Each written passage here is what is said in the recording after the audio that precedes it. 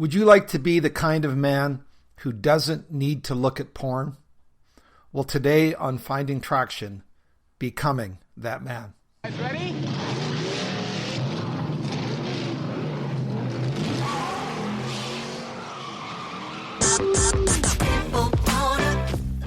When it comes to porn, are you stuck, spinning out, or slipping backwards in your life?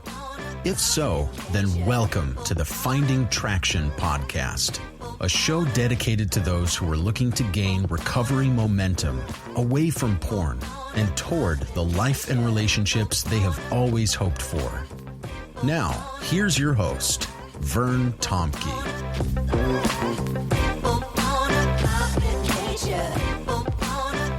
Well, recently I finished rereading one of my favorite recovery books, the books that are out there on particularly porn addiction. And this book is called Surfing for God by Michael John Cusick. And I'd interviewed him a number of episodes back on chapter 4 of his book, which is all about the embedded lies that porn offers us. And so that's an earlier podcast. But in this final chapter, he makes this statement. The statement about becoming the kind of man who doesn't need to look at porn. Now, I love the way he phrases that. I want to be the kind of man who doesn't need to look at porn. Now, notice he doesn't say the kind of man who doesn't want to look at porn. You know, I'm not there. There will always be a part of me that wants to look at porn. And I've kind of given up hoping that that will magically go away. And I think for most of us, that's probably not realistic to think that that desire will just leave us. It's like a buddy of mine that struggles with alcohol, and he talks about how much he loves, I think it's, single malt whiskey. He loves the taste. He loves the smell. He loves the way it rolls around in the glass. You know, all of these things, he just, I just can't drink it, he says, because if I do, I just can't stop. So his desire to want to drink hasn't gone away. But what about his need to drink? What about my need to look at porn? Now, when you get to your need, now we're dealing with something which is dealing with more internal things, our deeper needs, our motivations, the things that cause us and have set us up for struggles with addiction. And if we can deal with those underlying motivations, it's like if we can remove the strongest currents in our life that are behind our actions, then we really can start maybe getting a better handle on what drives and motivates us towards destructive actions. In the last chapter of his book, Michael Cusick, he summarizes the book, and what he means by this, he outlines 5 different sort of underlying motives or needs that need to be identified if we're going to get a handle on what drives us toward compulsive porn activities.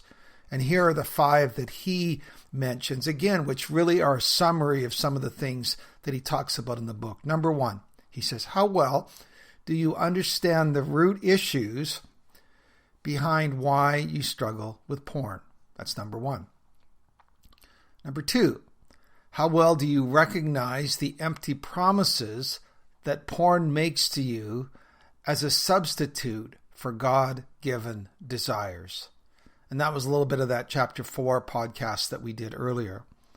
Number 3, how well have you come to grips with your own brokenness, and how well do you resist shame's grip on your soul? Number 4, how effective are you at recognizing the lies you believe and living out of your God-given new heart? And the last one is this: how well are you at learning to care for your own soul? Now notice all of those are way more internal than they are external. I guess you could say they go to the heart of the matter. And all of them need to be looked at. You know, when I wrote the Finding Traction course, I was aware, yes, we needed to deal with things like the addiction cycle, and we need to deal with things like triggers and boundaries and technology, all of those external trappings that make it hard for us just to get the engine turned off so we can actually start dealing with the deeper issues of our lives. And so, you know what? Those are all important, and we deal with those in the course. Those are the fruits. Those are the external things. That's the part of the iceberg we see above the water. But we have to get below the waterline. And in that course, what we did is we began to work towards examining some of those issues. If you don't do that, you're simply putting a Band-Aid over what is an infected wound. It has to be cleaned out. And that's why I call it a holistic course and something we've dealt with. Now, I guess it's possible for you to try to figure out some of those things on your own, but the way we've designed the course is those are best talked about and resolved and, dialogued about within community.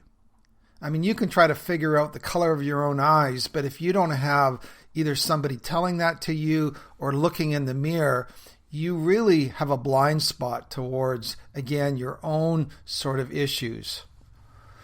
You know, recently I talking about this course in terms of how it's been helpful for people. I received an email from a fellow who has been working through this course. His name is Dave. He's from the UK. And he wrote me an email, and I just want to read it to you. And I know this can sound like a bit of a shameless plug, but I want you to listen to a little bit of his process in becoming the kind of man. So I just want to read from what he emailed me. He said, "Hi, Vern. Hope you are doing well. Just wanted to say a huge thank you for everything you're doing to support those in porn recovery. I feel like I'm in a more hopeful place than I've been in years, and I'm fast approaching my longest streak ever of being porn and masturbation free. A huge part of that is down to your podcast and the Finding Traction course. I'm working through the first part of the course with my accountability partner, who also signed up recently. It's been so helpful in giving us practical steps, unmasking what is behind our behaviors," which is what we're talking about, "and helping us be more vulnerable with each other. We've still got 6 or so weeks to go, but we'll definitely be signing up for the rest as well. I'm not sure if it was you or Matt on Porn Free Radio who used the illustration of needing a Sherpa guide in our recovery, but the picture of someone climbing the mountain and hammering in the pegs for those following behind comes to mind. Actually, I used the Sherpa guide thing, but this whole idea of pounding in pegs so other people can climb up on those pegs, that's your original, Dave. That is phenomenal." He goes on, he says, "Your hard work allows those following you to journey the same path more easily and give solid points to anchor themselves to. That's what it's felt like to me. Finding your material has literally been a lifeline for me and shown me I'm not alone in this. I know there's a long road ahead, but now I'm walking with hope. Thank you so much, Dave." You know, Dave, that's so encouraging to hear, and I think you're just working on the first quarter right now. And there's a whole lot more that we get into regarding some of the things behind why we feel we need to look at porn. You'll notice in Dave's letter, he had an accountability buddy that he was working with. He wasn't just doing this in isolation. It wasn't just the sound of one hand clapping. In one sense, he created the synergy of having community to walk through. Now, you might say, well, I don't know who to walk through that with. Even if I wanted to do something like this course or another course, who would I walk through that with? And I want to recommend to you the possibility of doing a Zoom group with us. We do a Zoom group where men come on and they take the course. The course is part of the cost of the group. And they watch the video, they do the questions, and then they bring that to the group. And together we explore how that affects our lives. If you want to be a part of that, I think we got room for 1 or 2 more people. I think we're going to do Tuesday nights, depending on, of course, what time zone you're living in will depend on the time. But if you want to do that, you need to, as soon as possible, send me a quick email, bandofbrothers@shaw.ca. And once again, the website is bandofbrothers.care. If you want to get an example, you can go to the Finding Traction tab of what that's about. So again, if you're not into shameless plugs, just omit all of that. But if you are looking for some practical, as Dave said, some things on the rock face to be able to hold on to as you begin to climb what feels perhaps like an insurmountable mountain for you, I would invite you to consider taking one of those steps. So here we go. Let's learn together to be the kind of guys who do not need to look at porn. See you next time.